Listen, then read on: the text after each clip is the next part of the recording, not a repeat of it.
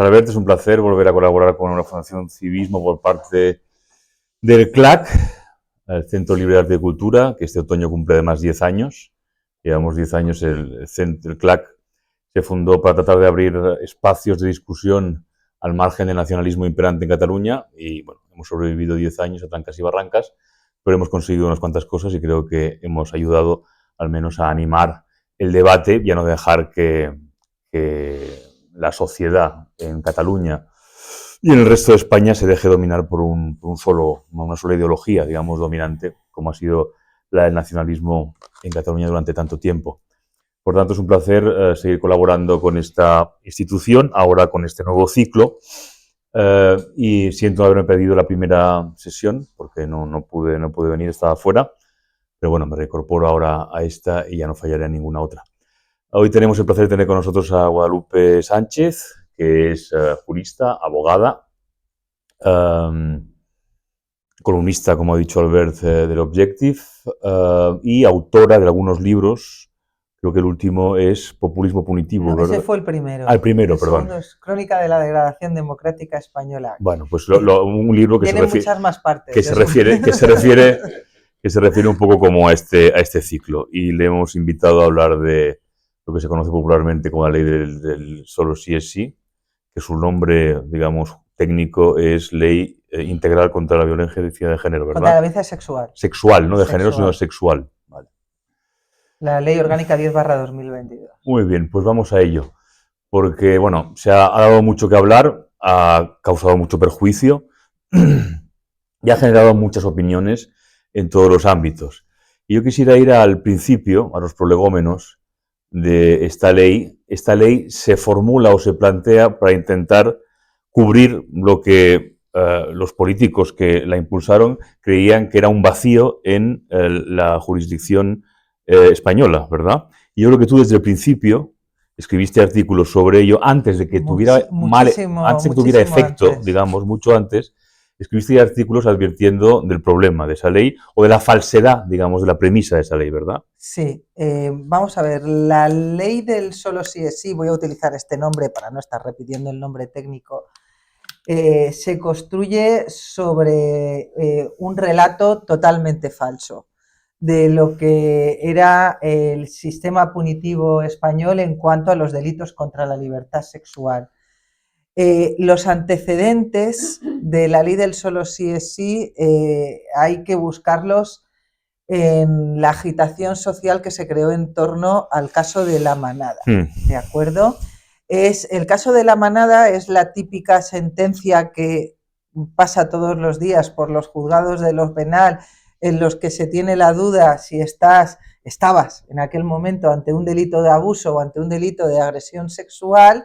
Estaba el límite, la frontera justo, y bueno, se aprovechó ese caso como catalizador social para introducir en España un movimiento como era el Me Too, que poco menos que quería reemplazar al orden jurisdiccional penal por una suerte de juicio mediático social, en el que valiese la mera palabra de la mujer, a veces ni siquiera sin identificar, para condenar ya no penalmente, sino civilmente al señalado.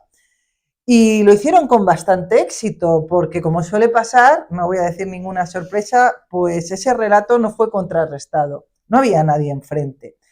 Yo hasta ese momento, hasta el año 2018, pasaba sin pena ni gloria por las redes sociales, tenía bastante trabajo, no había escrito jamás un artículo de opinión, y fue a raíz de aquel alboroto que se montó con la sentencia de La Manada que publiqué mi primer artículo en un blog de un amigo periodista, que es Javier Venegas, Disidencia se llama, y hablaba de precisamente cómo se había tergiversado la sentencia y cómo se habían manipulado los conceptos para hacer creer a una grandísima parte de la sociedad española, no imaginéis hasta qué punto, que en España el sexo no consentido no era delito, y poco menos que a estos señores les había absuelto la audiencia provincial de Navarra.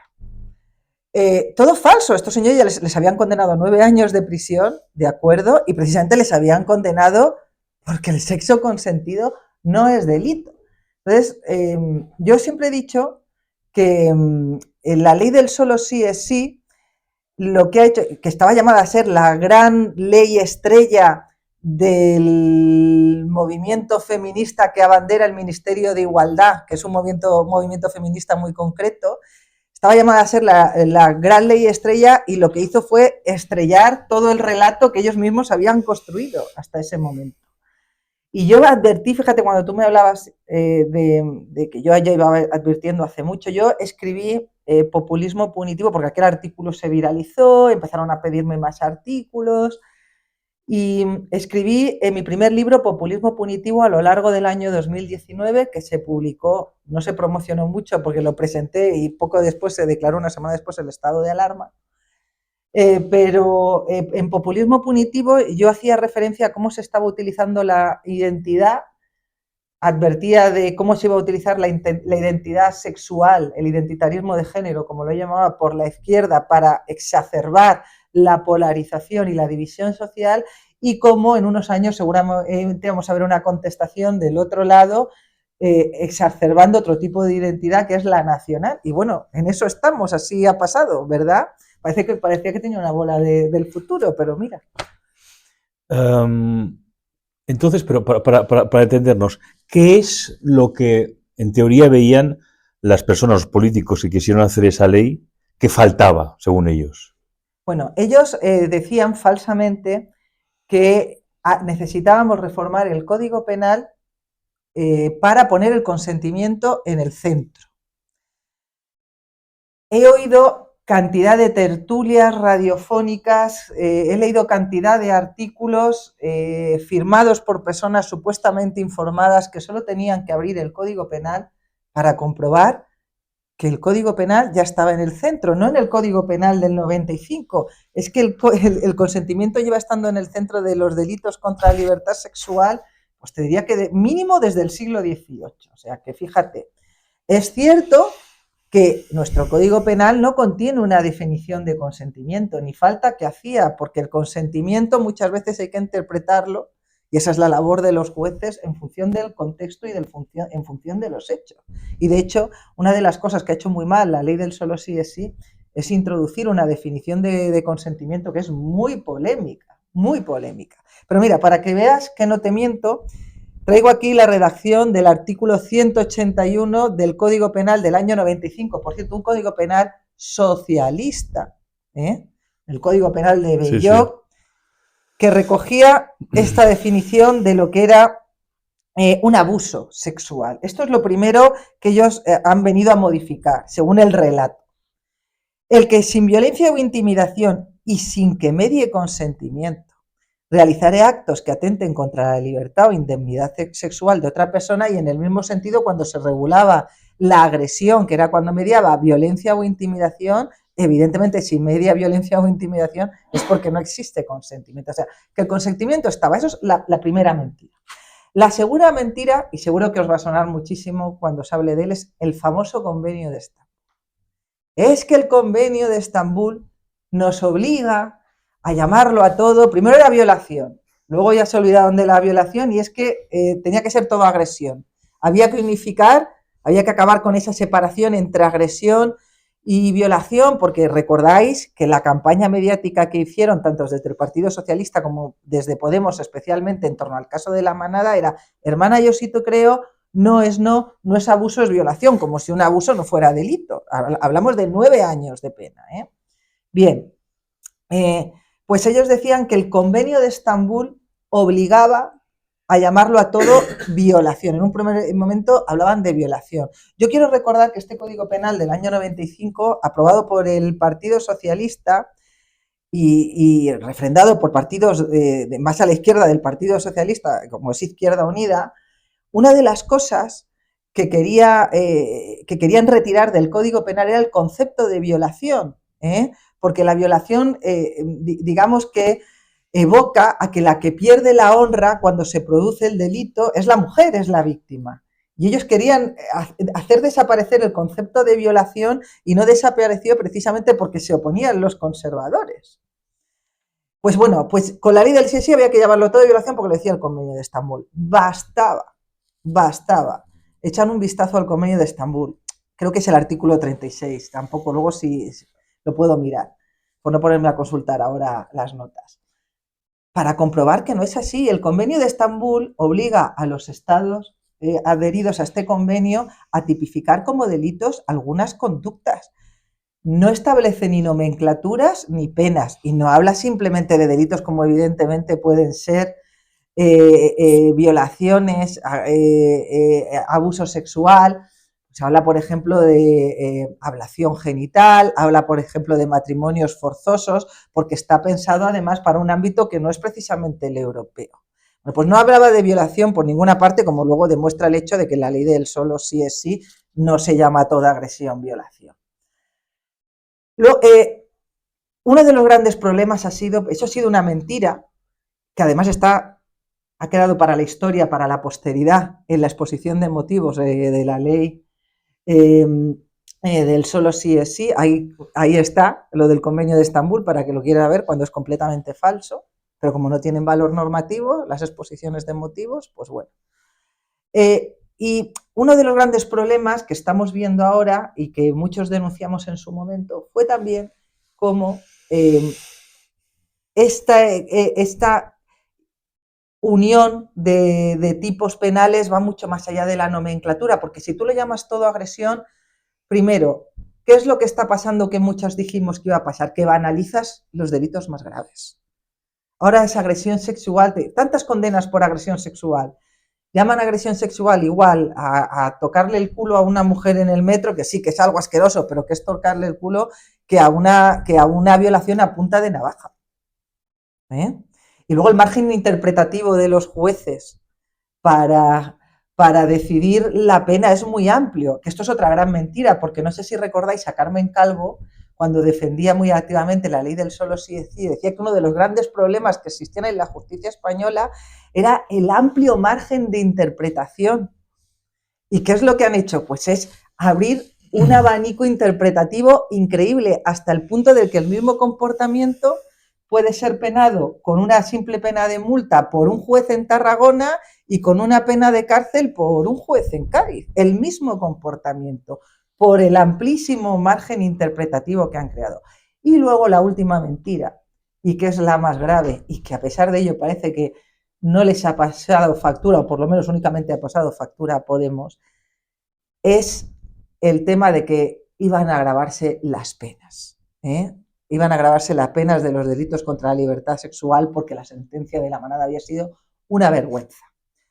Bueno, es verdad, La Manada en primera instancia, una pena de 9 años, cuando llegó al Tribunal Supremo, 15 años, ¿vale? Porque se pasó del abuso a la agresión con intimidación ambiental.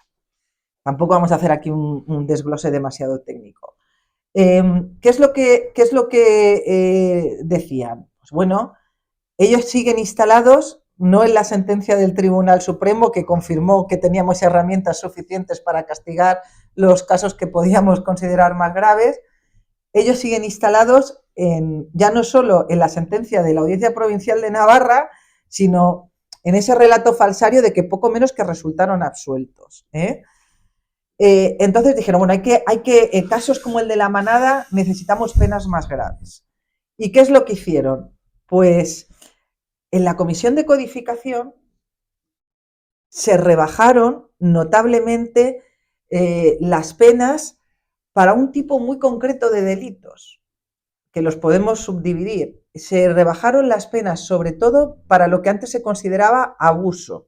El abuso es cuando no hay consentimiento, pero tampoco media violencia o intimidación. El ejemplo más claro son los menores. Pues ahí hay una bajada de penas importantísima, de más de 4 años. Y con de aplicación pueden ser incluso más. De hecho, se han destipificado algunos delitos. Antes se consideraba que entre los 16 y los 18 podía existir abuso sexual cuando un adulto pues digamos que utilizaba su posición de autoridad sobre el menor o su prevalencia sobre el menor, pues para conseguir un determinado comportamiento sexual a cambio pues de una recompensa. El caso típico pues es el profesor o te doy 50 euros si haces esto, ¿vale? Más yo, entre 16 y 18, eso se ha destipificado, eso ya no es delito, ya no es delito.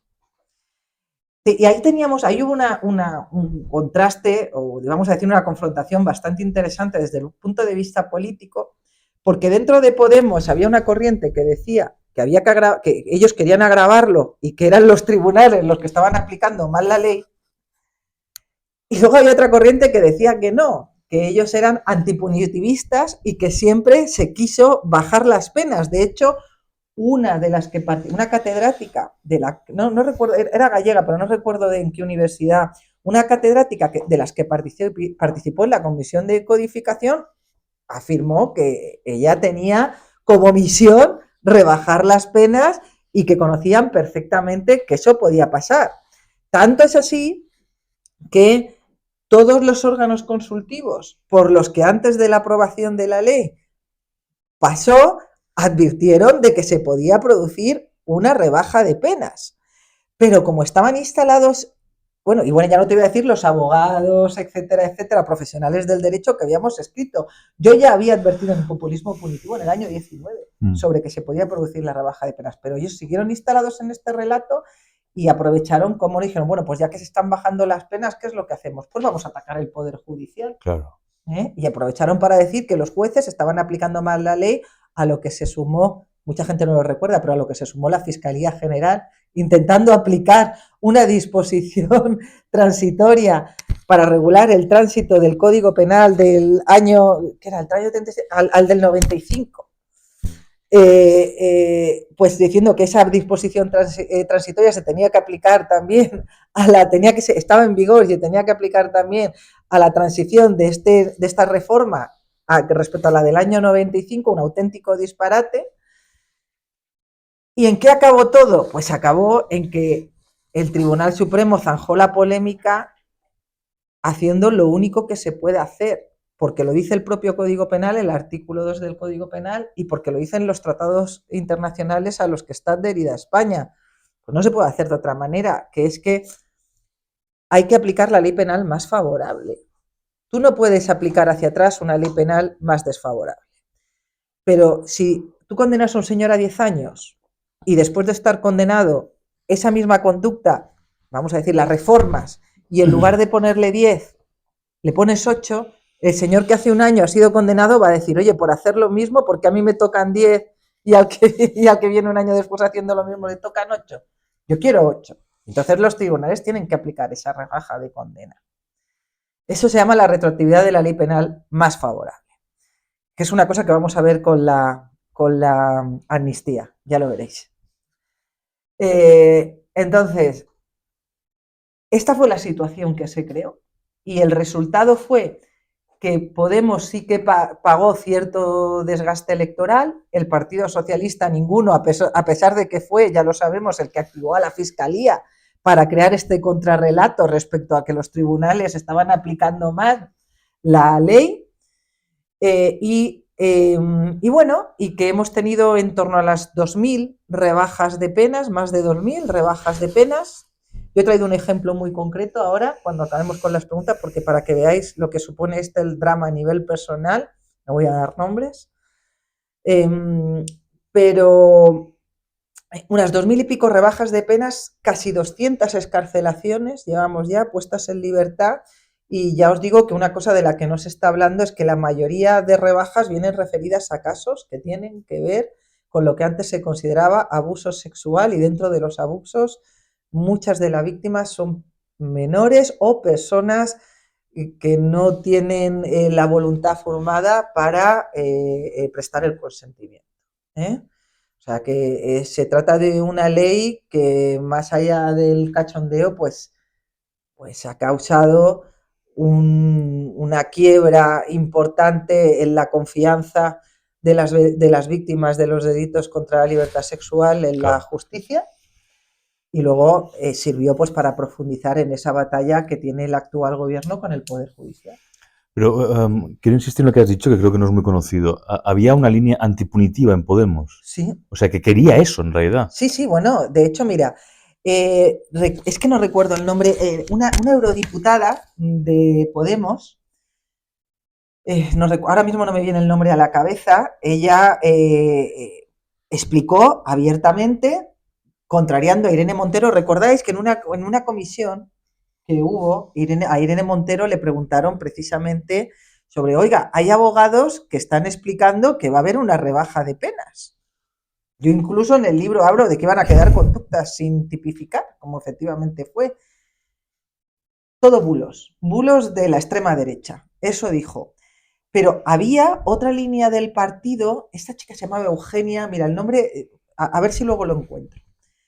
Esta chica dijo abiertamente que en Podemos se buscaba la despunitivización, es una así palabra, de determinados delitos contra la libertad sexual, porque ellos creen, y esto no es ninguna novedad para quien conozca un poquito la ideología que informa al pensamiento de Podemos, porque ellos creen que a través de la pena de prisión no se consigue ningún tipo de resultado y que quienes cometen delitos contra la libertad sexual deben ser reeducados, que es una cuestión de falta de... Y eso es Foucault, filosóficamente. Está Foucault detrás Exacto. de eso, que se estudia mucho en la facultad donde se formó Pablo Iglesias. Te lo iba a comentar. Claro. Eso es lo que subyace en su pensamiento, y especialmente cuando tiene que ver con menores. Sí. O sea, solo tenéis que leer, por ejemplo, a Simone de Beauvoir. Es decir, esto está muy instalado en esa mentalidad. Que ellos consideran que la pena de prisión no sirve para la resocialización y que hay otras maneras, formas, otras vías, otras maneras alternativas que tienen que no sea el castigo. Eso, que no sea el castigo, más que tenga que ver con la formación. Entonces, su objetivo era bajar sustancialmente determinadas penas de determinados delitos. Esto lo dice tanto esta eurodiputada de Podemos, y lo dice también, bueno, creo que hay una chica que es activista, que está todos los días en redes sociales, que cuando saltó la polémica ella dijo que ya veía muy bien que se redujeran las penas. Carla Galeotti, creo que se llama esta chica, que ya veía muy bien que se redujeran las penas porque la izquierda es antipunitivista. Y luego, lo más importante, lo dice esta catedrática, que es una persona muy significada con la ideología de izquierdas, que participó en la comisión de investigación, es decir, perdón, ya se me va, en la comisión de codificación. Entonces, vamos, que es evidente que dentro de Podemos sabía muy bien qué es lo que estaban haciendo, con independencia del relato que en su momento tuviera bien. Pero perdón, ¿cómo se compadece eso con la intención original de querer endurecer las penas de la manada? Bueno, es que, no sé, por eso digo que la ley del solo sí es sí está construida sobre un relato totalmente falso. Es que recordemos, porque aquí estamos cargando las tintas contra Podemos, pero recordemos otro episodio que tiene que ver con el PSOE. El presidente del gobierno compareció, hizo una comparecencia a bombo y platillo para anunciar que se aprobaba la ley del solo sí es sí, que iba a ser un hito feminista, que íbamos a ser el modelo que iban a copiar otros países, y que el objetivo de la ley, y esto lo dijo con palabras textuales, era básicamente incrementar las penas para determinados delitos. Esto dijo. Eso es lo que trascendió, ¿no? Pero luego hemos sabido, en aquel momento la ministra de Justicia era Pilar Llop, otra significada feminista que ya sabéis que tiene desde 2018, viene diciendo que en España no hay democracia porque el 50% de la población masculina ejerce violencia sobre el 50% de la población femenina. Esto lo ha declarado Pilar Llop a la prensa. Pues bueno, pasó por el Ministerio de Justicia de Pilar Llop, y en el Ministerio de Justicia de Pilar Llop se puso el grito en el cielo porque se dijo, oye, que esto va a acabar con una reducción de penas. Y bueno, y esto llegó a presidencia y Podemos dijo que eso había que firmarlo así, y recordemos que en aquel momento, antes de 2023, era un gobierno de coalición progresista PSOE-Podemos, y fue, parece ser, presidencia del gobierno quien impuso que la ley saliera como pedía Podemos que saliese. Entonces, Pero es que además, fíjate si tuvieron tiempo para rectificar, que para eso están los órganos consultivos, Claro, que claro, ahí claro. se decía claramente, pero es que hasta el punto han llegado a intentar tapar con ideología y con relato la realidad, que donde el Consejo General del Poder Judicial decía claramente para cualquier jurista que esto iba a significar una rebaja de las penas, ellos te negaban que ese apartado del informe dijese eso. Y fíjate, voy a más, porque yo todo esto lo conozco muy bien, porque lo he estudiado mucho y lo he leído muchísimo al respecto. En la fase consultiva de la ley no solo se consulta a los órganos de referencia, Consejo de Estado, que por cierto también advirtió, También advirtió, sí. Consejo de Estado, Consejo General del Poder Judicial, etcétera, sino que en leyes sectoriales pues se consulta pues a entidades de la sociedad civil para que den su opinión. No sé si os suena una asociación feminista que se significa mucho llamada Temis. Vamos a llamar, ellos dicen que son feministas radicales, yo creo que son en parte radicales contra el Estado de Derecho, porque ellos proponían, por ejemplo, en los delitos contra la libertad sexual, cambiar la carga de la prueba y que quien tuviera que probar su inocencia es el acusado. Esto proponía Temis. Bueno, pues esta asociación, que no es sospechosa de ser fascista, machista, ni nada por el estilo, esta propuesta está por escrito, no es ninguna broma. Esta asociación emitió un informe muy crítico con la ley del solo sí es sí, porque consideraba que iba a comportar la rebaja de las penas para determinados delitos. Y otras asociaciones también lo hicieron relacionados con esto, con el mundo asociativo. Entonces, es que lo sabían perfectamente. Y hay gente que me dice, y yo sé que muchos lo estaréis sospechando, bueno, pues es clarísimo que lo sabían y lo hicieron precisamente para, primero, instalar el tipo de marco punitivo en el que la izquierda cree, que opta menos por las penas y más por la educación. De hecho, sabéis que en estos últimos años han proliferado las asociaciones y los cursos contra la masculinidad tóxica y Sí, en Barcelona la Colau puso un curso sobre eso. Sí. Como no, Barcelona siempre punta de sí, lanza totalmente, sí, sí. La vanguardia. De la vanguardia. Bueno, pues han proliferado este tipo de cursos. Entonces, no solo lo aprovecharon para eso, sino que, y yo no descarto que dijeron, bueno, pues ahora que ya lo hemos metido, ¿cómo contrarrestamos esta crítica que va a venir cuando empiecen a aplicarse las primeras reducciones y rebajas de pena y la ministra de Igualdad y Pedro Sánchez queden, me vas a perdonar la expresión, como cagancho en Almagro? Pues vamos a decir que son los fascistas con toga.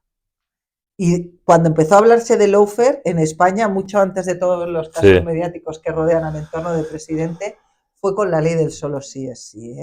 Ahí es cuando Podemos empezó a utilizarlo, ya lo utilizaban con algún juez concreto, porque había suelto a uno que a ellos no le gustaba o ya condenado, pero cuando de verdad se generalizó, empezó a utilizarse ese debate y empezamos a oírlo en medios de comunicación, fue con la ley del solo sí es sí. Estaban instrumentalizando nada menos que condenas de delitos contra la libertad sexual para perjudicar al gobierno, con lo que ello conlleva. Con tal, ya no es reconocer que se habían equivocado, sino reconocer que habían querido hacer eso, habían querido aprobar esa ley. Entonces la ley del solo sí es sí es mucho más de lo que parece a simple vista. Lo que pasa es que esto que yo estoy contando, y que lo puede comprobar cualquiera buscando, pues no veréis que en los medios de comunicación se haya contado demasiado. Hemos tenido consignas simplistas. Yo sigo yendo en programas que se supone que son contestatarios al gobierno, a tertulianos y tertulianas decir que, bueno, pero es que la ley del solo sí es sí era necesario para poner el consentimiento en el Pues que unos problemas de este país son los tertulianos, también hay que decirlo. Un gran ¿no? problema. O sea, las sí, facultades de ciencias políticas y hay muchos tertulianos que no tienen idea de nada en todo el espectro ideológico y es uno de los problemas que nos falta gente pues que hable con conocimiento de causa de cada una. Pues hacemos este curso para hablar de este tipo de cosas. Yo quiero aprovechar que has soltado el tema, preguntarte dos cosas rápidas. La primera es, has dicho que lo veremos con la amnistía, sí. Eso sí lo puedes profundizar. y lo segundo es esto que ha implicado la ley del solo sí es reversible y qué debería hacer un gobierno en el caso hipotético de que haya un cambio de gobierno. La retroactividad de la ley penal más favorable no es reversible. Cuando se aprueba una ley que contiene una rebaja de penas, lo aprobado, aprobado está. Lo aprobado, aprobado está. No se puede revertir, no puedo. Esto lo dijo Pachi López, demostrando otra vez que tú hablas de los tertulianos, pero el nivel que tenemos en los portavoces. El nivel que tenemos en el Congreso, esto lo dijo Pachi López, que bueno, pues si en la ley se puede aplicar hacia atrás porque las penas son menores, pues aprobamos otra ley que diga que no se pueden aplicar hacia atrás. Ya está, claro. A nadie se le había ocurrido. Hay que ver cómo somos los juristas, qué puñeteros. Bueno, en fin, es que además no sé, está en el artículo 9 de la Constitución, es decir, no estoy inventando nada nuevo. ¿Por qué digo lo de la amnistía? Mira, además así hablamos un poquito de la actualidad. Hace una semana, 2 semanas, porque ya pasa todo muy rápido, el Tribunal Constitucional admitió a trámite el recurso de Carles Puigdemont contra la decisión del Tribunal Supremo de inaplicar la amnistía al delito de malversación, porque no nos podemos llevar a engaño, la ley de amnistía, por mucho que vayan a resultar 1.000 y pico, 2.000 personas beneficiadas, tiene nombres y apellidos, se aprobó para beneficiar y para garantizar la impunidad de Carles Puigdemont, ya no que no tuviera que cumplir la pena, sino que ni siquiera tuviera que sentarse ante un tribunal, ese es el objetivo de la ley de amnistía. Y pues se han encontrado con que para la persona a la que se aprobó va a ser el único que no se va a poder beneficiar. Que claro, imagínate. Entonces le han dicho, bueno, tienes que recorrer todo el camino judicial hasta llegar al Tribunal Constitucional. Normalmente tú pones un recurso de amparo en nombre de cualquier ciudadano con apellido Martínez Fernández y te va a tardar un tiempecito el Tribunal Constitucional en contestarte a si admite o inadmite el recurso de amparo y en el 99, no voy a decir 9, venga, 99,8 de los casos te lo va a inadmitir casi que sin leerse. A Carles Puigdemont se lo ha admitido en un tiempo récord. Sí. Pero una vez admitido el recurso, que resuelva el Tribunal Constitucional ya es otra cosa. Es decir, te lleva mínimo con los tiempos que maneja el actual Tribunal Constitucional y teniendo en cuenta que estamos hablando de una persona VIP, échale un año. No, han adelantado ya que lo van a resolver antes de primavera. ¿En primavera o antes de primavera? ¿Por qué? Para evitar que Puigdemont pueda forzar una convocatoria electoral antes del verano. Es bastante escandaloso. Yo no he visto cosa igual.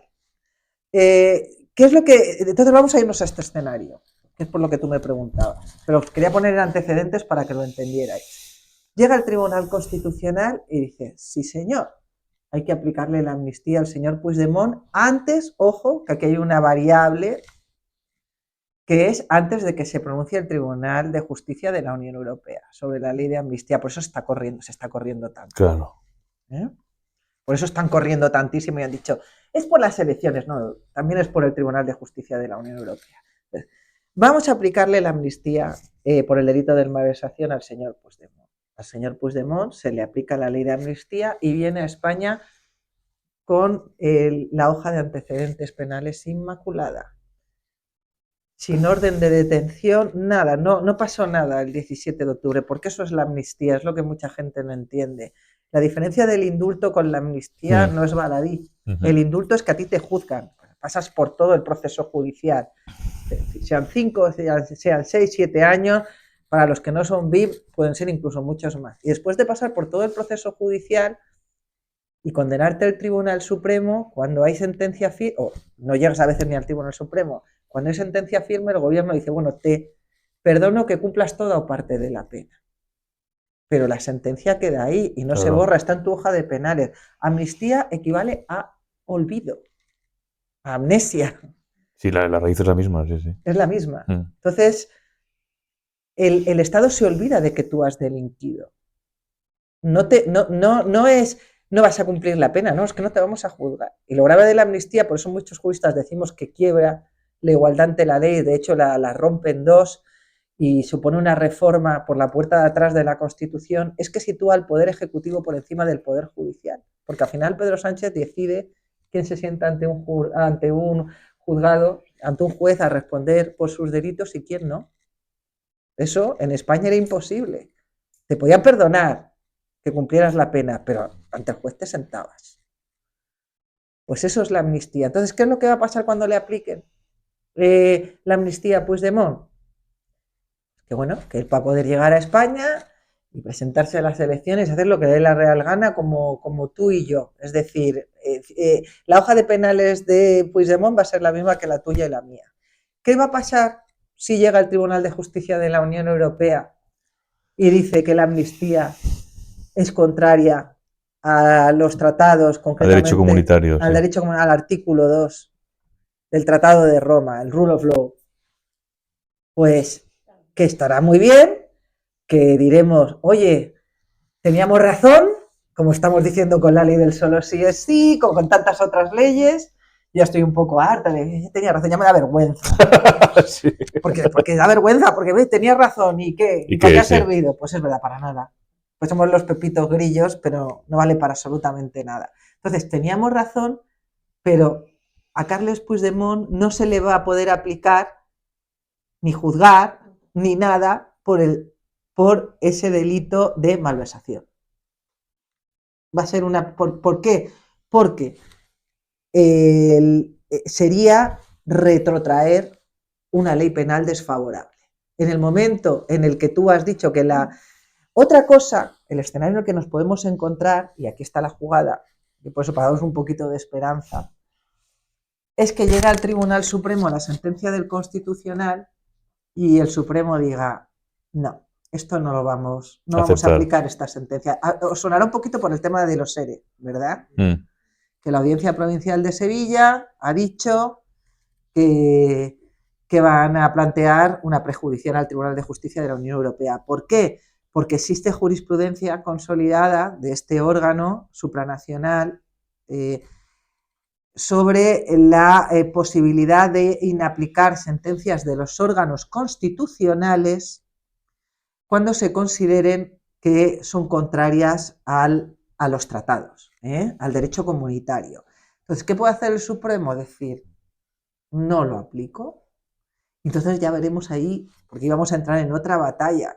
La suspensión por parte del Supremo está por encima del principio de la retroactividad de la ley penal más favorable. Estas van a ser, son cosas que los juristas te lo contaban en la carrera y dicen, pues, ¿para qué me explicas esto? Le decías, pues esto no va a pasar en la vida, imaginaros el caso. Pues sí, pasa. Hay algún asunto en el Tribunal de Justicia de la Unión Europea en el que se ha aplicado retroactivamente una condena por delitos que se habían amnistiado, pero es verdad que el supuesto de hecho no es exactamente igual. Pero bueno, vamos a ver lo que pasa, porque ya os digo, se abre un escenario muy interesante. Creo que en el mes de noviembre, la segunda semana de noviembre, si no me equivoco, el abogado general del Tribunal de Justicia de la Unión Europea va a informar sobre la ley de amnistía. Ya lo hizo muy duramente la comisión. Yo, además, como jurista, pues me sentí muy, muy completa porque utilizó una palabra con la que yo titulé un artículo mío allá por octubre de 2023, cuando todavía no se había aplicado la ley, que es autoamnistía. Y la comisión, ya os digo, se ha mostrado muy dura contra la ley, dice algo que evidente, que no responde al interés general, sino a los intereses particulares de dos personas, Pedro Sánchez y Carles Puigdemont. Uno por no responder por sus delitos y otro por mantenerse en el poder, es decir, por la gobernabilidad. Y bueno, si el abogado del Tribunal de Justicia de la Unión Europea informa de manera contraria a la ley de amnistía, pues ya más o menos te puedes anticipar cuál va a ser la decisión del Tribunal de Justicia, porque en la gran mayoría de casos no se suele apartar del criterio del abogado general. Por eso entenderéis unas declaraciones que hizo recientemente Pumpido. Sí, a eso quería ir, ¿Verdad? Os sonarán. Oye, no, que hay un compañero que va a hablar de la amnistía, a ver si se lo pisa. Volveremos un poco, pero sí, por favor. No, pues Pumpido recientemente en El Mundo decía que él no estaba preocupado por por lo que pudiera decir el Tribunal de Justicia de la Unión Europea, porque él consideraba, básicamente, para no soltar aquí, que era una cuestión de derecho interno, de derecho nacional, que competía a los órganos jurisdiccionales nacionales con independencia de cuál pudiera ser la opinión más o menos. Entonces, esto se puede interpretar de dos maneras, estas declaraciones de Pumpido. Una, como que simplemente él está dando su opinión jurídica sobre cuál va a ser el resultado de lo que va a decir el Tribunal de Justicia de la Unión Europea, y dos, que cada uno en función del personaje que elija la opción que más se ajuste, y dos, que van a desconocer lo que diga el Tribunal de Justicia de la Unión Europea. No sería el primer país que lo hiciera, Alemania ya lo hizo con todo el tema de los bonos y la compra de deuda, no sé si lo recuerdas. Pues vamos a ver, como ya os digo que se abren un montón de posibilidades, porque claro, si la UE dice que, si el Supremo inaplica y la UE dice que la ley es contraria a los tratados, vamos a ver, también es verdad que se supone que para cuando eso suceda, Pumpido ya no estará en el Tribunal Constitucional. Es lo que se supone, pero para eso tienen que ponerse de acuerdo. Sí, poner un... Y está difícil la cosa. Entonces, vamos a ver qué es lo que pasa, porque ya sabéis que esto está todo muy raro. Publicó The Objective, precisamente, tú lo sabes, Jaume, que se había reunido aquí en un hotel de Madrid, Pumpido, con Zapatero y con José Blanco, que dice, bueno, pues uno que ha sido el fiscal general del Partido Socialista, precisamente con el gobierno de Zapatero, pues no sería... Bueno, es que Zapatero no es solo un expresidente del gobierno, es el valido de Pedro Sánchez y del gobierno español y del Partido Socialista en las negociaciones con Puigdemont tras entrar en prisión Santos Cerdán. Entonces, y la apatía de la sociedad española, a mí me alegra ver que hay gente a la que le interesa todo esto, pero la regla general es que mientras que hay otras cosas que son menos importantes y sí que generan muchísimo escándalo, este tipo de asuntos, quizás por su dificultad también que tenemos los juristas, hacemos lo que podemos para trasladarlo a la sociedad de una manera que sea comprensible, y quizás también la falta un poco, yo siempre lo achaco a la falta de educación en lo que son los fundamentos de una democracia. Eso es exactamente, y eso quiere ir, porque estás exponiendo de una forma, a mi juicio, inapelable, es un fracaso absoluto de la razón. Sí. De la razón. Y en eso, los responsables somos todos, de alguna manera. Es decir, no solo los partidos que han instigado una ley como la del sí o sí, o luego la amnistía, sino el conjunto de la democracia, ¿no? Sí. Que no ha sabido precisamente defender esa razón. Y uno de los problemas que se tiene para defender la razón, y que quizá no sé, yo me encuentro muchas veces discutiendo con amigos que están, digamos, en desacuerdo con muchas cosas de las que defiendo, son precisamente que me dicen, no, es que esto es por el bien de. Tú lo has dicho antes, mucha gente, muchos tertulianos dicen que la ley del sí es sí era necesaria, por el bien de. En Cataluña mucha gente dice que la ley de amnistía y antes el indulto ya, era necesario por el bien de. Pero claro, eso es un bien absolutamente perverso, porque no es un bien, es una destrucción. Exacto. Y por tanto es un mal sin paliativos, ¿no? Sí. Entonces hay que decirlo así, hay que empezar a decirlo así, porque si no... No, mira, yo a un nivel más filosófico siempre identifico el fracaso de la razón de dos maneras. Una es al que abiertamente se niega a reconocer la realidad porque vivimos en un mundo en el que ha regresado el relativismo con todo lo que ello implica. Todo vale, todo es discutible, sí. Todo es debatible. Y bueno, y hay gente que precisamente prefiere el relato como ese jarabe que le consuela frente a la realidad, aunque vea que la realidad no es así, pero como prefiere aceptar que lo que él ha votó en su momento, que no le engañaron, porque es muy difícil asumir que te han engañado, aceptarlo y decirlo abiertamente.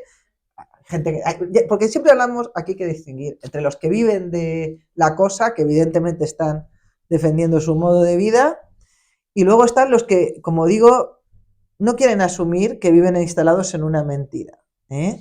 Porque al final el relato es la negación de la realidad en todo aquello que no encaje con tu ideología, y en eso estamos instalados. Entonces, hay dos tipos de culpables, los que hacen eso activamente y luego los que no hacen absolutamente nada. que es lo que, pues la desgana, La gran mayoría, de hecho. la apatía, porque hemos equivocado algunas cosas, nos han hecho creer que todo lo que está pasando ahora es política. Pues bueno, unos hacen una cosa, otros hacen otra cosa, ya vendrán otros, que la democracia es algo que, pues bueno, que va a estar ahí siempre, que no hay que cuidarlo, Exactamente, que no hay que exactamente. vigilarlo. Y la democracia, pues lamentablemente se destruye mucho más rápido de lo que la gente se pueda imaginar. Mirad México. Yo no voy a hablar de Venezuela porque eso ya está más que visto. Mirad México. Ha bastado reformar la forma de acceder a la judicatura para convertir vamos a llamar a una democracia defectuosa, a una democracia degradada, en algo que ya está directamente camino a convertirse en un régimen pseudodictatorial. Pseudodictatorial, ¿por qué? Porque formalmente mantienen las estructuras constitucionales, pero están vacías de contenido, desnaturalizadas, no responden a su cometido. Ese es el proceso en el que estamos incursos No, aquí, incluso ¿eh? no hace falta irse a otros países, lo que pasó en España en la Segunda República. Por He citado ejemplo, es últimamente muy buen a ejemplo Julián ese. Marías, que recordaba que había sido republicano hasta el final y que además estuvo con Besteiro en la defensa de Madrid, pero él decía, yo fui tachando de mi ejemplar de la Constitución de la República todos los artículos que el gobierno fue traicionando. Y al final de la República, antes de la guerra, no me quedaba casi ningún artículo sin tachar. Sí, no, Y en parte la guerra civil vino por eso también.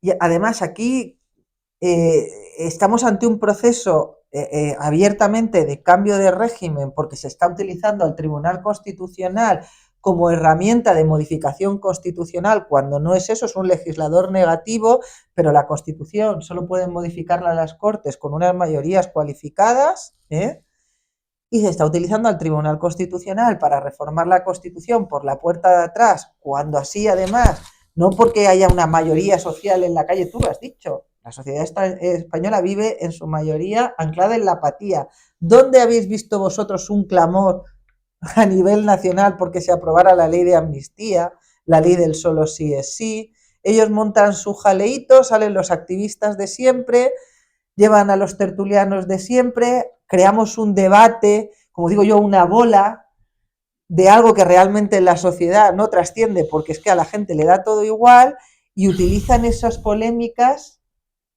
que hacen pasar por mayoritarias pues para cometer reformas que eran innecesarias y que algunas son muy dañinas. Yo, mira, os he dicho, no me quiero marchar sin contar el caso este concreto que me he traído de la ley del solo Dilo, sí, dilo, sí, por favor, sí, sí. para que veáis lo que ha supuesto, porque yo creo que es la mejor manera de que se vea. Bien, os lo voy a contar por aquí. Esto lo conté en un artículo mío que se llama Tragedias del solo sí es sí, ¿vale? Y cogí este asunto porque me parece muy llamativo. Bueno, se trata de una señora que está en su casa por la mañana, vive en una zona aislada, en el campo, una mañana que hace mucho frío, pero ella decide abrir la ventana para ventilar, está limpiando su casa. Bueno, de pronto se encuentra con que hay un hombre que se ha colado por su ventana. Ella le insta a marcharse, él hace caso omiso y cuando intenta zafarse, tras un forcejeo, la arroja sobre la cama y la viola. No usó preservativo, eyaculó en su interior, la retuvo durante una hora en la cama haciéndole todo tipo de barbaridades y ella tuvo que aprovechar un momento en el que él se fue al servicio para escapar. Huyó. Pero lo más grave de esto es que no era la primera vez que sucedía. ¿Con la misma persona? Sí. Madre. Este mismo señor ya la había violado antes y había utilizado el mismo método. Se había colado en su casa. Como consecuencia de esa violación anterior, ella contrajo una enfermedad de transmisión sexual y había quedado embarazada, tuvo que abortar, evidentemente, no quería ese hijo.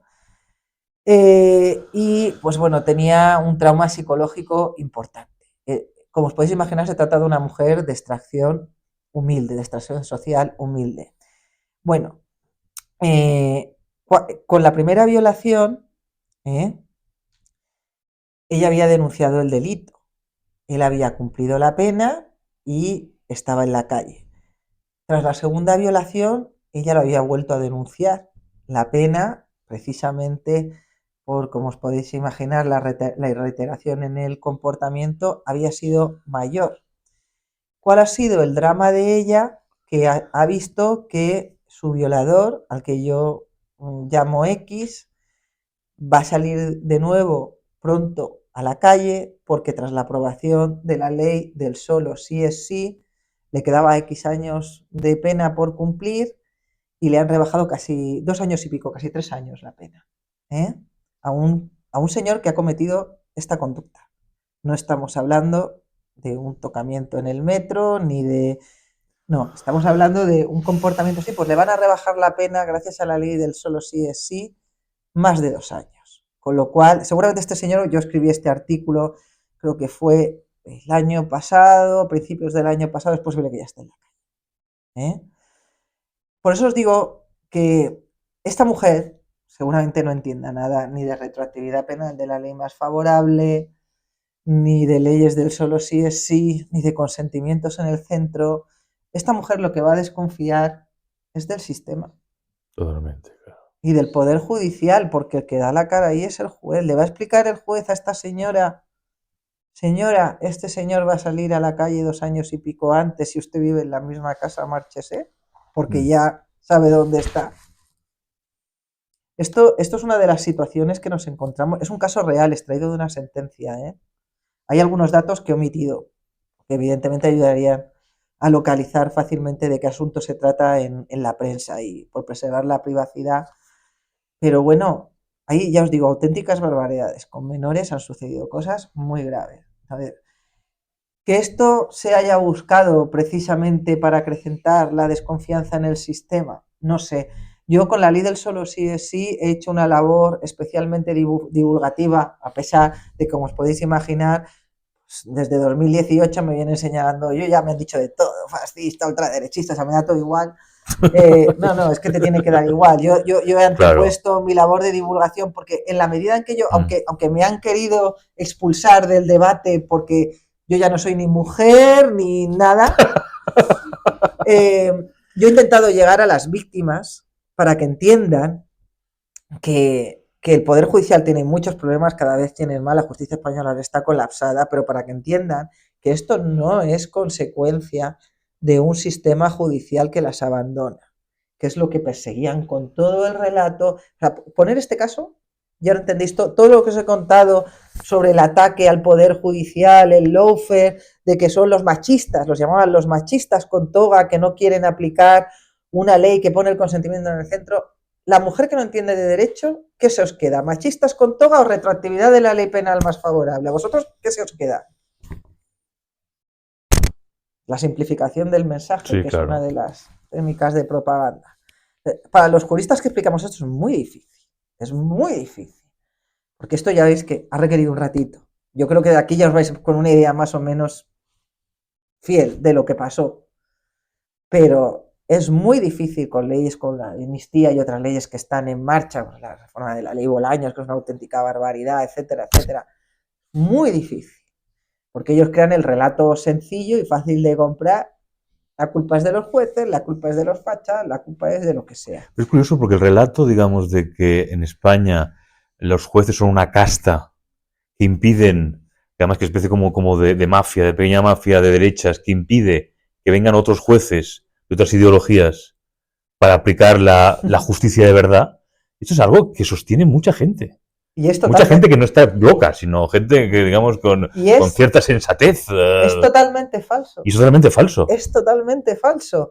Mira, hay informes publicados por el Consejo General del Poder Judicial, precisamente en un intento de contrarrestar esta propaganda, porque esto no se hace simplemente para crear mala imagen de la justicia, esto va mucho más allá. El objetivo de estos relatos, el objetivo final, porque evidentemente siempre les va bien atacar al Poder Judicial, es decir, al contrapoder que fiscaliza su arbitrariedad y su corrupción, el objetivo final es conseguir aprobar una ley en la que se relegue el mérito y la capacidad en el acceso a la función judicial, por otros parámetros mucho más subjetivos que quienes van a valorar, ellos. Claro. Ellos. Para poder elegir a dedo. Así. Y ese es el objetivo del relato. El objetivo primero es, todos los jueces vienen de familia rica, todos son ricos. Eso es lo que dicen. Hay un relato. Sí, así. Todos son ricos, todos son hombres.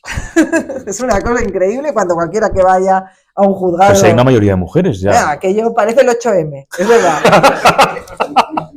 En sala es raro, cada vez es más raro que haya un hombre en sala. Te lo digo como mujer. Es muy común encontrarnos que los abogados, las partes, somos mujeres, los clientes no, pero los abogados somos mujeres, el fiscal es una mujer, el juez es una mujer, y el secretario judicial es una mujer, es cada vez más común. Entonces, tienes que todos son ricos, que todos son mujeres, que la mayoría vienen de familias de rango abolengo de la judicatura. Sí. Todos son hijos de, el que no es de juez es de un notario, es de un registrador, no sé qué. Es mentira. Es mentira, sí. En los informes que emite el Consejo General del Poder Judicial se ve que la gran mayoría de jueces vienen de una extracción, vamos a decir clase media, no vamos a decir baja, pero sí vamos a decir una clase media, que muchos de los jueces que entran a la judicatura aprobando la oposición lo hacen con sacrificios familiares y algunos teniendo que trabajar. También lo es que la mayoría son mujeres, cada vez un porcentaje mayor son mujeres, y que los que vienen de familias de rango abolengo, es que de verdad los podéis contar con los dedos de una mano. Sí, claro. Tienen todo el derecho a llegar, igual que cualquier otra persona, sí. Pero ¿cuál es el objetivo? Esto es una de las cosas infames que se quiere... Esta es una de las cosas pero es que infames... eso no solo pasa con jueces, pasa con médicos y con muchas profesiones. Oye, pero eso no les preocupa. ¿Por qué no? En los registradores de la propiedad o en las notarías no les preocupa. No les preocupa, no. No les preocupa que hay más notarios, hijos de notarios y registradores que jueces. Pero eso no les preocupa. Les preocupa esto. Ya sabéis por qué. ¿Quién fiscaliza la interdicción de la arbitrariedad de los poderes públicos? ¿Quién es el tercer poder independiente del Estado? El judicial. Entonces, si recordáis, ya Podemos, en el programa para las europeas de 2016, creo que fue, ya introducía algo en lo que está completamente el Partido Socialista, que es que los jueces tenían que coadyuvar el cambio social. ¿Qué es coadyuvar el cambio social? Pues mira, voy a poner el ejemplo en Venezuela. Cualquier pleito que se ha entablado en Venezuela durante los últimos 10 años contra la administración venezolana se ha perdido. Pleitos cualquiera contra la administración. No hay ni uno. Ya no, ¿conocéis algún pleito por corrupción contra Maduro? ¿Algo? Nada. No. ¿Lo veo normal? Pues esta gente sigue un político que no tiene ni un solo caso de corrupción, no ya él personalmente, en su gobierno, con todo lo que sabemos de Venezuela, del narcotráfico, en fin, no vamos a ponernos aquí a hablar. Nada. Oye, pues siguen defendiendo que es perfectamente democrático y el gobierno español, ya no podemos, el gobierno español no se atreve a llamarlo dictadura. Bueno, pues, ¿qué es lo que se pretende con esto? Que precisamente los jueces acaben coadyuvando el cambio social y sustituir el mérito y la capacidad por sistemas de acceso más subjetivos. Se habla, por ejemplo, ahora de casos prácticos. Yo puedo estar de acuerdo en que a lo mejor el cantar determinados temas que puede tener cierto sentido, pues a lo mejor habría que introducir otros elementos, no ese que se valoraran, pero que sean elementos objetivos. No, pues tú imagínate que ahora el caso práctico es, pues, la violencia vicaria en el ámbito de no sé qué. Todo eso, se quiere introducir la perspectiva de género en el acceso a la carrera judicial, que es una cosa que hemos advertido muchos, que en su momento, ¿qué dices? ¿Qué va? ¿Cómo van a hacer eso? Es que, ¿cómo vas a ser antifeminista? Yo no soy antifeminista, yo estoy diciendo que están utilizando una causa social, socialmente aceptada, que no traía ningún problema, nadie hace 10 años decía que no era feminista, Pues una causa social que estaba ampliamente aceptada y extendida entre la sociedad, utilizarla pues como catalizador social y herramienta para correr. Mira, ahora mismo venía leyendo en el taxi que Argelia Queralt había criticado, una de las vocales del Consejo General del Poder Judicial, muy progresista, ha criticado en un artículo, creo que del diario, a Isabel Perello, a la presidenta del Consejo General del Poder Judicial, porque no tiene una perspectiva feminista. Ha dicho que en la carrera judicial hay machismo porque está intrínseco en la función jurisdiccional. Imaginaros qué sistema de acceso a la carrera judicial va a salir de gente que piensa así, de una mujer que tiene por escrito que la igualdad ante la ley en la Constitución española no existe porque y que es una estafa para las mujeres porque oculta un pacto sexual. Esto lo tiene por escrito Argelia Queralt. Esto es lo que está llegando a los órganos de poder y es lo que está fiscalizando, se supone, las leyes del gobierno a este respecto. Entonces, se quiere sustituir por parámetros subjetivos. Se quieren potenciar, tanto criticar a Juan Carlos Peinado porque es que no es un juez de carrera y accedió por el cuarto turno, que es el de justicia, el de juristas de reconocido prestigio, pues quieren potenciar el cuarto turno, pero eso claro sí, que entre los que ellos sí, dicen. se interesa, claro, sí, sí. Claro. Y lo último que van a hacer es potenciar la justicia sustituta. ¿Qué es la justicia sustituta? Pues que como no se convocan las suficientes plazas para jueces y fiscales, porque el dinero se está gastando en cosas más importantes, pues como yo que sé, la flotilla, se me ocurre, como no se convocan, pues se dan plazas a jueces sustitutos. ¿Es gente estudiando la carrera? No. ¿Es gente estudiando las oposiciones? No. Es simplemente, puede ser gente que no tenga formación jurídica alguna. Y llegan, entran a poner sentencias, creedme, se nota muchísimo la diferencia. Muchísimo. Te da la sensación de que estás haciendo a veces tu trabajo para nada. Entonces, ponen sentencias y algunos llevan, pues sí, a lo mejor el que lleva 30 años pues ya ha acabado entendiendo un poquito de qué va la vaina, pero el que acaba de llegar y no tiene ninguna formación jurídica o tiene la carrera del derecho, es un drama. Pues quieren incentivar la justicia sustituta, sí señor. No solo quieren hacer fijos, es decir, convertir en jueces de carrera, equiparar a un señor que ha entrado así, por una bolsa de trabajo. Tú te apuntas, pues como quien va al SEPE, te apuntas y un día te llaman, que eres juez del primera instancia, no sé qué. Eso es la justicia sustituta. Entonces, van a equiparar eso a los jueces de carrera, a los que ya están dentro, y luego lo van a potenciar. Es una auténtica barbaridad todo lo que está pasando. ¿Y de qué estamos hablando? Pones las tertulias de la primera, de no sé qué tal. No lo vas a oír. No lo vas a oír. Y lo único que vas a escuchar es que, pues, los jueces son machistas, fachas, ya os digo, todos hombres, todos ricos, todos que vienen de familia de rancio abolengo y todos de derechas. Sí. Ese es el relato. Sí, ese es el relato. Perdona, yo es que estoy metiéndome en el relato, pero esta tarde... Es difícil, ¿eh? Es difícil intentar ver por dónde van los tiros, pero yo he escuchado hoy al señor Puigdemont hablando de, bueno, diciendo que rompía con el PSOE, ¿no? Y, bueno, realmente titubeaba, no sabías muy bien lo que estaba diciendo. Sorpresa, es un gran estadista. Pero ha estado allí el gran estadista que tenemos los catalanes, ¿no? Y entonces, al final ha dicho, bueno, y yo, claro, ya no puedo seguir apoyando a Pedro Sánchez porque me ha mentido, sí. Me ha mentido. Y yo, ante alguien que me mienta, un tío que está mintiendo, y hoy mismo ha descubierto hoy que Pedro Sánchez miente. Sí. Pero claro, si toda la gente se ha creído el proceso y ahora vamos a volver porque este señor, un miedo terrible, Alianza por Cataluña, le van a ganar, esa es la clave. Pues tiene que hacer algún gesto. Pero ¿tú no crees que el señor Pompidou ve a este señor y no tiene la tentación de decir, mira, no le demos la amnistía, porque yo soy un jurista? Ya. ¿Tú no crees que Pompidou tiene esta... Pompidou es muy buen jurista, no os equivoquéis. Sí. Yo le conocí a muchos años y era un tío que era... Es un jurista brillante. Quiere decir que los últimos años están en detrimento de su carrera anterior. Es un jurista muy ideologizado, pero jurídicamente muy bueno. Lo que es igual que hay otros otros magistrados y magistradas del Tribunal Constitucional que dejan mucho de que desear. Pumpido no. A ver, primero, Carles Puigdemont. A mí esto me ha recordado a cuando Pablo e Irene consultaron a los círculos de Podemos para ver si se podían comprar la vivienda en Galapagar.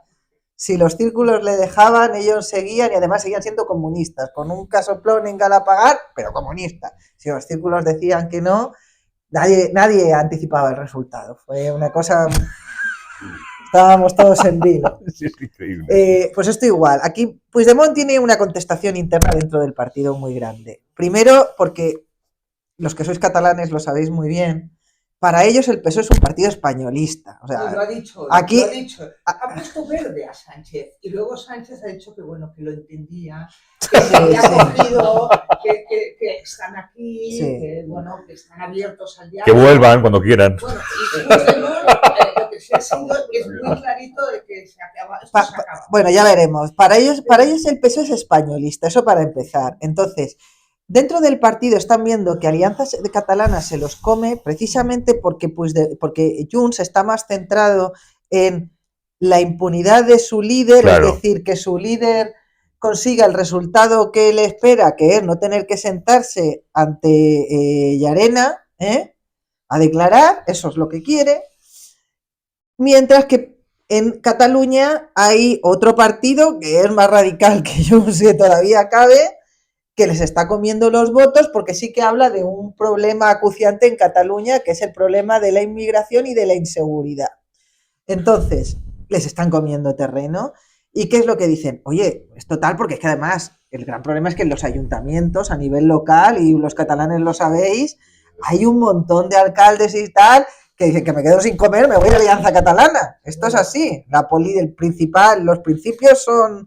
Estos son mis principios y tal, tengo otros. Esto es así. Entonces, tienen una grieta de agua abierta con Alianza Catalana increíble, ya no solo a nivel de votos, sino a nivel de cargos. Y un partido que obtiene sus votos a nivel regional vive del dinero que se consigue precisamente por su presencia territorial. Y eso es lo que está... Ya no solo no volver a gobernar, que eso podrían tolerarlo, sino no tener peso a nivel territorial, perderlo. Entonces tiene mucha contestación y le exigen que rompa con Pedro Sánchez para volver a situarse como un partido catalán, preocupados por cosas de los catalanes y tal. Pero claro, es que el caramelito que le está poniendo Pedro Sánchez a Puigdemont de fíjate, primavera, lo tienes ahí, ya a Pumpido le falta sacar un cartel. Mira, esto podría ser el fallo de la sentencia. Entonces, es que Pedro Sánchez básicamente lo ha dicho así, o sea, es que anticipan las sentencias del Tribunal Constitucional con un desparpajo increíble. Pero Pompidou no le hace daño No, a su corazón de mira. lo que quede de su corazón de jurista. Mira, es que nosotros asumimos que todo el mundo tiene un pozo de integridad. Y la historia nos demuestra que no es así. No, claro, ese es el problema. La historia nos demuestra que no es así. Yo tengo claro cuáles son mis límites y yo prefiero pues buscarme la vida de otra manera antes que tragar con determinadas cosas, pero es que no todo el mundo es así. No todo el mundo es así. Lamentablemente quienes son así acaban fuera de la política, porque dimiten o porque directamente no entran. La política se ha convertido en el espacio donde habitan todos los que tienen muy pocos o ningún escrúpulo, porque si no, no llegas lejos. Es el lugar de la obediencia de vida y a crítica, de vida y a crítica. Entonces, es que Pumpido además ya viene de eso. Él fue el fiscal general del Estado de Sánchez para acabar con ETA, que acabar con ETA ha sido tener que aguantar a la gentuza de Bildu en el Congreso. Y tener que soportar los homenajes a etarras en nombre de la libertad de expresión y, en fin, otra serie. Vamos a ver si no vemos alguna cosa más en el futuro. Y Pumpido, si me permites, es un gran jurista, es verdad, pero también es una persona llena de... quien tiene como unos odios muy enquistados en el Tribunal Supremo. O sea, hay ahí también una... Hay bastante. Hay que decir que Pumpido y Marchena no son los mejores amigos. No, claro. Fernando, un placer, muchas gracias. ¿En qué cabeza cabe o cómo describiría de la cabeza de alguien? De tú, por favor. ¿Cómo describirías la cabeza de alguien que piensa de la siguiente manera? que has descrito. Voy a promulgar una ley, voy a decir que es para esto. Me dicen que es endurecer penas. Me dicen por todos lados que vas a conseguir lo contrario. Da igual, lo vamos a hacer igual, porque cuando eso ocurra, que sabemos que va a ocurrir, no pasa nada porque diremos esto en lugar de hemos reconocido nuestro error y, de alguna manera, no nos va a salir el tiro por la culata. No sé de mente piensa así. Yo no creo que sea tan premeditado, que van un poco... yo creo que más bien a mí me han dicho mucho esto, es que esto estaba todo pensado y tal. Yo creo que van sobre la marcha, ¿vale?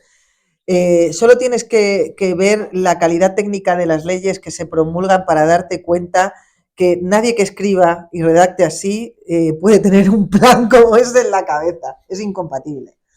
¿Qué es lo que pasa? Quienes hacen las leyes saben muy bien qué es lo que están haciendo, ¿eh? Otra cosa es el relato que te quieran vender sobre la ley, que la está haciendo. ¿Qué hubiera pasado si sale Irene Montero y dice, hay que poner el consentimiento en el centro? Y como hay que poner el consentimiento en el centro para que los fascistas que violan a las mujeres cumplan, no vuelva a ser lo del caso de la manada, etcétera, etcétera, vamos a aprobar una ley que ya no vamos a llamar a toda agresión, para que todo sea agresión, como nosotros, violación no, pero agresión.